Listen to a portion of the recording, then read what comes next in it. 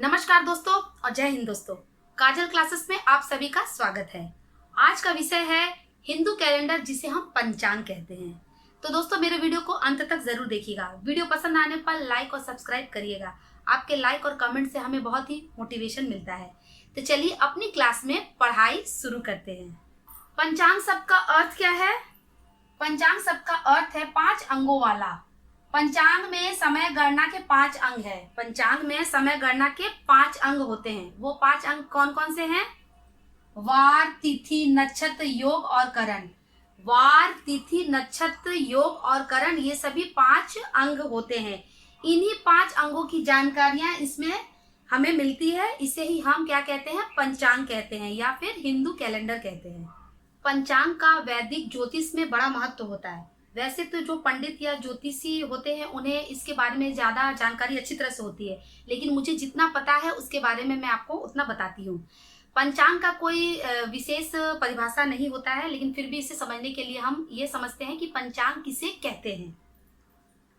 पंचांग हिंदू कैलेंडर होता है जिसमें ग्रहों, नक्षत्रों की दशा व दिशा पर तिथि, वार, त्योहार आदि का निर्धारण होता है। पंचांग क्या है? एक हिंदू कैलेंडर होता है। जिस तरह से हम लोगों का अंग्रेजी कैलेंडर होता है, उसी तरह से पंचांग एक हिंदू कैलेंडर होता है, जिसमें क्या रहता है? ग्रहों, नक्षत्र की दशा, किस तरह से ग्रह नक्षत्र की दशा चल रही है, दिशा क्या है, दिशा पर तिथि क्या है, वार, त्योहार आदि का निर्धारण होता है। उसी पर हम वार, किस दिन कौन सा वार पड़ेगा, किस दिन कौन सा त्योहार पड़ेगा, उसका हम पंचांग के द्वारा निर्धारण करते हैं।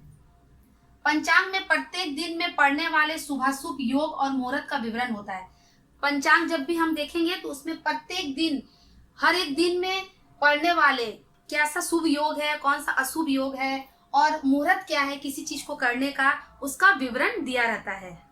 विवाह जैसे मांगलिक कार्य हो या फिर कोई नया बिजनेस या व्यवसाय शुरू करना हो, नए घर में प्रवेश करना हो या किसी व्रत त्योहार पर पूजा के लिए शुभ समय की जानकारी, सब पंचांग के आधार पर ही जानी जाती है। क्या करेंगे हम लोग? जैसे मान लीजिए विवाह जैसे मांगलिक कार्य हो, किसी तरह का कोई शादी का अनुष्ठान करना हो या फिर कोई हमें नया बिजनेस या व्यवसाय शुरू करना हो या फिर हमें किसी नए घर में गृह प्रवेश या करना हो, किसी व्रत त्योहार, कोई भी व्रत त्योहार आएगा उसमें हमें पूजा के लिए कौन सा समय शुभ है, उस समय की जानकारी हमें सब पंचांग के आधार पर ही जानी जाती है। पंचांग का हमारे जीवन में क्या महत्व है? पंचांग का महत्व, पंचांग का वैदिक ज्योतिष में बड़ा महत्व है। पंचांग का वैदिक ज्योतिष में बड़ा महत्व है। हिंदू धर्म में पंचांग के बिना किसी भी पर्व, त्योहार, उत्सव और कार्य का शुभारंभ करना असंभव माना जाता है।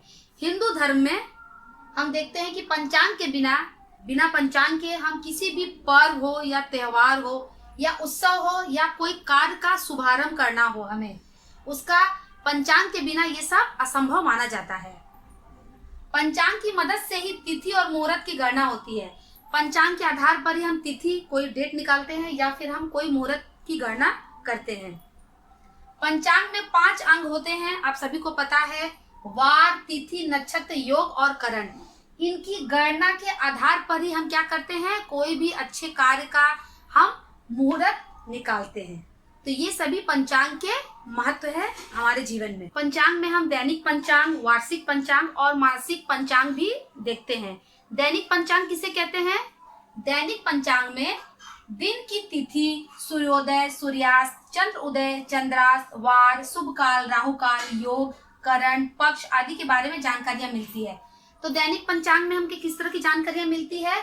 दिन की तिथि क्या है, उस दिन का तिथि क्या है, डेट क्या है, सूर्योदय, कब सूर्य उदय होगा, सूर्यास्त कब होगा, चंद्र का उदय कब है और चंद्रास्त कब है, चंद्रमा कब डूबेगा, किस तरह का वार है, शुभ काल क्या है, उस दिन कौन सा काल शुभ है, राहु काल क्या है, किस दिन काम करने का मनाही है, योग, करण, पक्ष आदि के बारे में हमें सारी जानकारियां दैनिक पंचांग की सहायता से ही मिलती है।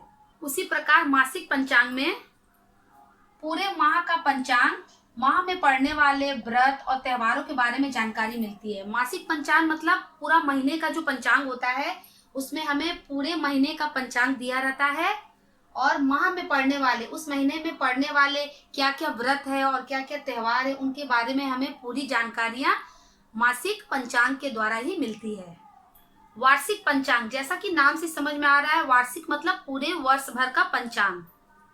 इस पंचांग में पूरे वर्ष का कैलेंडर देखने को मिलेगा, जिसमें वर्ष भर के 30 त्योहारों की जानकारियां तो मिलेगी ही हमें, साथ ही हिंदू वर्ष के सभी 12 मास जो कि चैत से शुरू होकर फागुन तक चलते हैं, उनकी भी हमें जानकारियां मिलती है। इसके पहले के वीडियो हमने बनाया था हिंदी महीनों के नाम हिंदू कैलेंडर के अनुसार, जिसमें हमने 12 महीने का नाम पढ़ा था। ठीक है, आपको याद होगा, तो नहीं है तो चलिए मैं एक बार आपको फिर से बताती हूँ। वे सभी 12 महीनों के नाम है चैत, वैशाख, ज्येष्ठ, आषाढ़, श्रावण, भाद्रपद, आश्विन, कार्तिक, मार्गशीर्ष, पौष, माघ और फागुन। ये सभी 12 महीने हैं जो कि हिंदू पंचांग यानी कि हिंदी कैलेंडर में के अंतर्गत आते हैं। हिंदू पंचांग का उपयोग अति प्राचीन काल से होता आ रहा है और इसके मदद से हम सभी तरह के तीज, त्योहार और जितने भी पर्व हैं हम सभी मनाते आ रहे हैं। तो आज का वीडियो यहीं तक। आशा करती हूँ कि आपको पसंद आया होगा। तो मिलते हैं अपने आने वाले नेक्स्ट वीडियो में, तब तक के लिए बाय बाय।